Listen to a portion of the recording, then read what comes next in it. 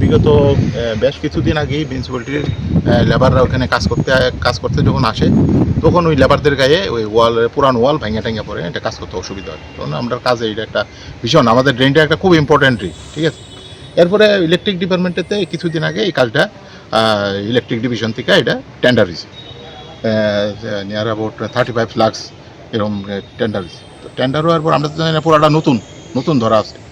তো এর মধ্যে হেরা কিছু অংশ নতুন করে, এরপরে বাকি অংশটা প্লাস্টার ছিল হেরা ওইটার উপরে দিয়ে প্লাস্টার করে দিতেছে।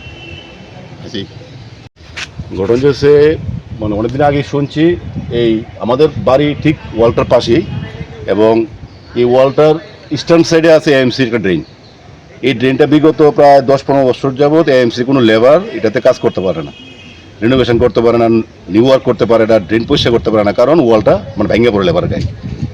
এই ওয়ালটা খুব সম্ভবত আমার যতটুকু মানে ধারণা 1981-এ মানে এই ওয়ালটা করা হয়েছিল। দ্যাট মিনস প্রায় 43 ইয়ার্স আগে।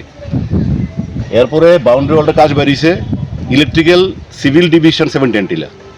আমরা সবাই খুশি, যাক মানে একটা ওয়াল হইব নতুন। কিন্তু এখন দেখতেছি ওয়ালটা পুরানো ওয়ালটারই গৈসা মাঝে পুরান প্লাস্টারে মানে ফেলাইছিরা এই ওয়ালটার উপরে তারা নতুনভাবে করতেছে।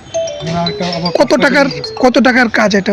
এটা নিয়ার অ্যাবাউট আমার যতটুকু আমি জানি 35 to 40 লাখ এস্টিমেট, এবং complete new work, not renovation.